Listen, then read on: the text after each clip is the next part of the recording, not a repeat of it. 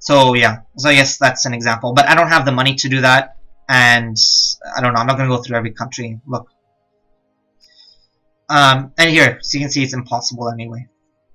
War subsidies. I already told you about this. I can give another country war subsidies if they're fighting a war to prop them up, and another country can give me war subsidies to help me. In fact, this will happen a lot if we have the same rivals, like we're feeling threatened by. And then I could sell a province. Why Victoria 2 does not have this option, I have no idea. But one of the great things about Europa Universalis 3 is that you can sell a province. So, especially a province that someone has a core on.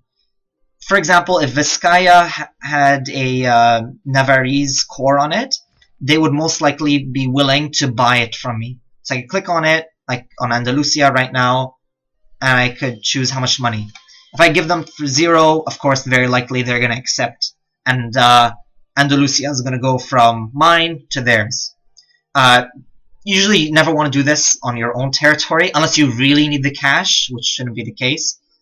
Well, hopefully if you're managing your economy well. But it's really good for diplomatic negotiations in multiplayer games, as someone is saying. But I was actually going to say for colonies. If you have like a colony which is really not doing you very good, it's kind of a pain to assist all the time, you can actually just sell it to another country and they'll buy it. But more developed places cost more money to sell, so it really depends. Yeah. Yeah, someone is also saying that loans are much more of a multiplayer concept. I've never ever seen the AI ask give me a loan, or I've never given the AI a loan, but I can definitely see it being used in a multiplayer context. Yeah, and someone's giving a tip, and I agree with them. If you don't want to, if you're playing as England and you don't want to focus on mainland Europe, for example, a very good strategy is selling Gascony and Labour to France. You can sell them to it for a very large sum because, look, France considers this to be one of their territories, and you can avoid war with them. And also Calais if you want, but Calais is not under threat at the moment. Also, I like Calais. I think I don't know, it's nice having at least one port on the mainland. But it's really up to you. So if England, you don't want to fight like European wars, you can sell your provinces there to France and avoid fighting.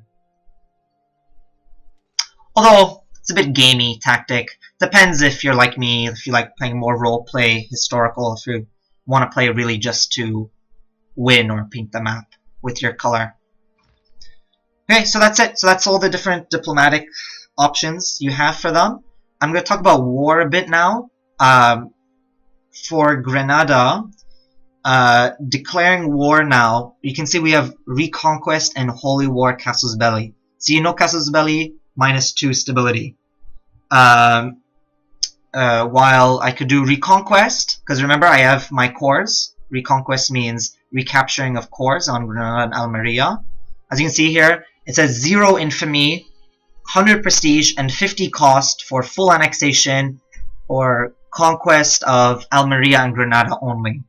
But if I want to take Gibraltar, I would still have to pay the same. I would have to pay 4 infamy, which is the standard price. Reconquest allows me to take Granada and Almeria for no infamy cost. Holy War is another option. It's 25% infamy, so less. So I think it's only 2 per province instead of 4 infamy per province. I get actually greater prestige than a Reconquest, and 100 cost for full annexation and conquest of Almeria, Granada, and Gibraltar. But they are allied with Morocco, so I'm not going to attack them just yet. I'm going to organize my armies a bit. But I can see they're allied with Morocco, and Morocco will most likely join them in the war.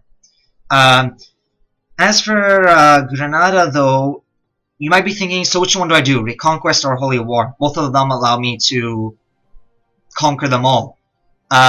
For this, I tell you, just do the math. It's very simple. So 0, 0, 4. So this is going to cost me 4 if I want to annex all of Granada.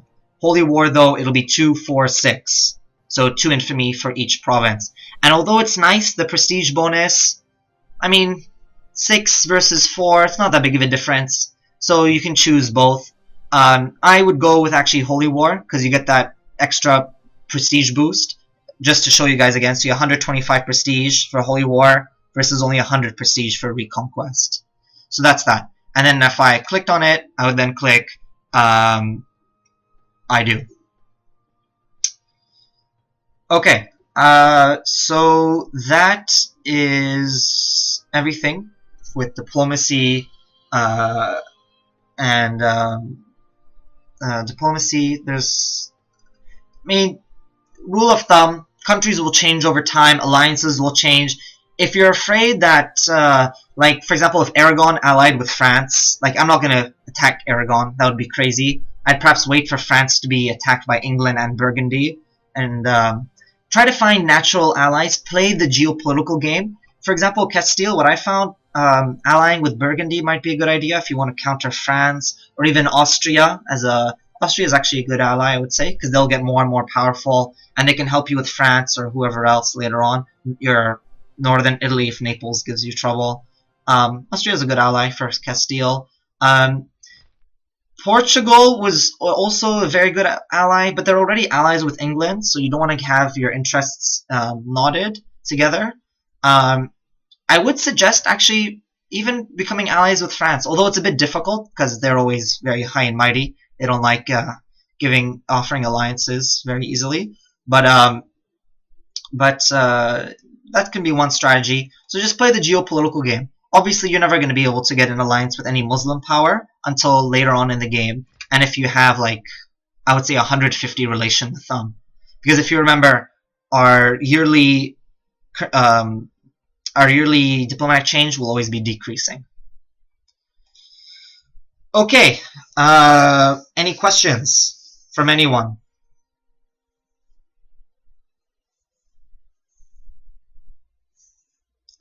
If no one has questions, I'm going to go more into the depth into what each province, like what all this stuff means in it. Okay, just take a second. If anyone has questions, just write it in the chat. Just drink some water.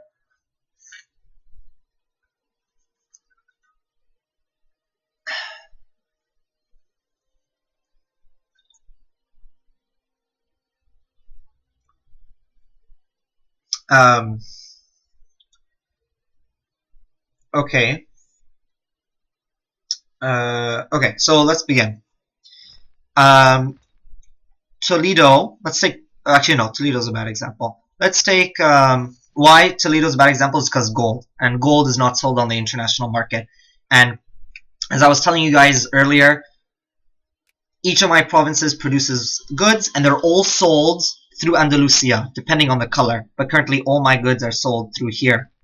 So Andalusia, my center of trade here, gets access, exclusive access to all my goods here. When I start conquering the new world, there's going to be no centers of trade there. There's one, but therefore all the resources in the new world will be traded through Andalusia, and my trade province will flourish tremendously. Will flourish tremendously. So it's really up to you if you're gonna get. Sometimes centers of trade will disappear, as I'll talk about later, if they're not used enough. But places like Venice, although they might be very rich right now, they will not join the colonization campaign, and they'll fall behind. And therefore, Venice will decline in profitability.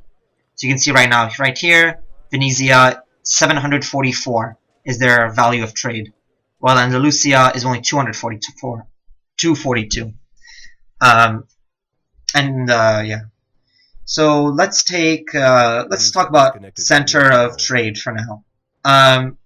So here we go. You just go here, click on the little money bags, and then you click on this. You can also see the little hammer to destroy the center of trade, and I can also build a center of trade this way. So I go to Galicia, I can build one. But it says I cannot, because a province can only create a new center of trade if the center is attached is rich enough to support a split. Andalusia is only valued at 242, as I just showed you guys, while it needs to be worth at least 800.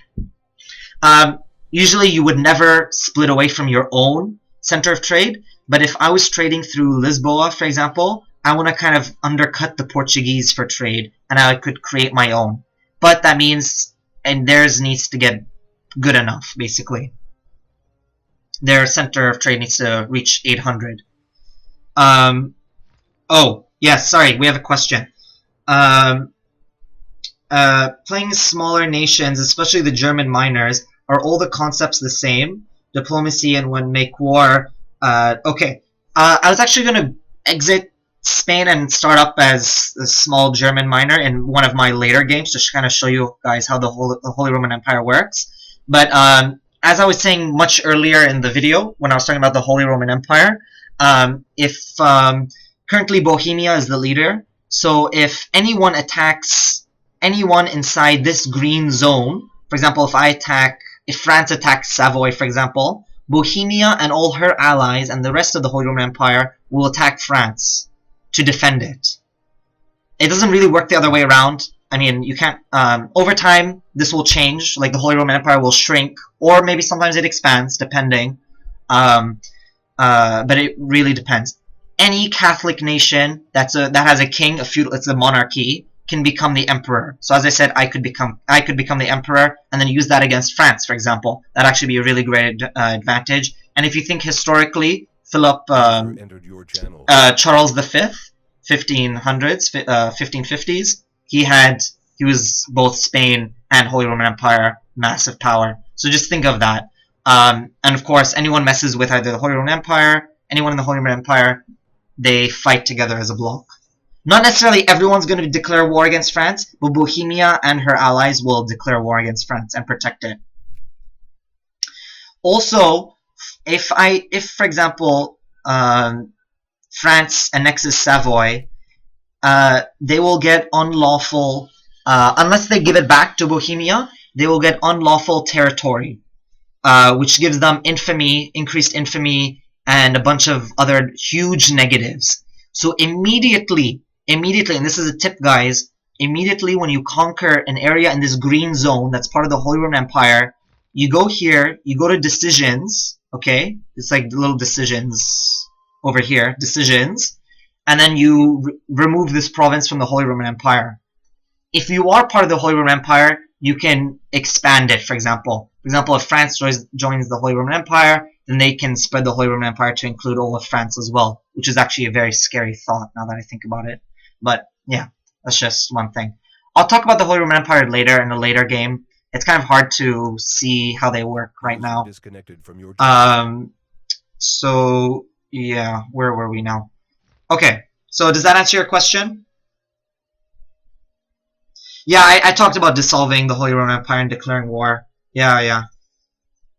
So smoke too much. Does that answer your question? Okay, perfect. Okay, so where were we? So center of trade. So yeah, so we can see here our total is 242. This is from all the provinces that are trading here. So Granada, even Granada, which is we don't own, they're trading through us. Because as we can see, they have one merchant. And when we go to the trade map mode, all of Morocco, Algiers, Granada, and Navarra are trading through us. This map will change as some centers of trade get more powerful than others, but for now it's like so this is a sum of all the provinces of their trade goods. So we can see Granada is the top. So this is from top to bottom. So Granada is very wealthy, 24.4. What is Granada producing? Salt. Okay, and we can see the trade value down here is 24.4. And that's because they have a marketplace and because of their prestige. I'll talk about what marketplaces do later. But basically, thank you very much, Granada. You're really helping this trade zone become very rich. But out of all this, our value of our trade is 9.32. That means that with 3 merchants in here, we're getting 9.32 out of this total amount. And so the more merchants we have here, all the way up to monopoly, depending on is how much money we're getting from this total value of this. Of course, trade efficiency is very important, so we're never going to get up to 242 like right now, even if we get a monopoly right now, because our trade efficiency is still low, but that'll increase over time. Yeah. Over here we can see you can auto send. This is what I usually like to do. If you're not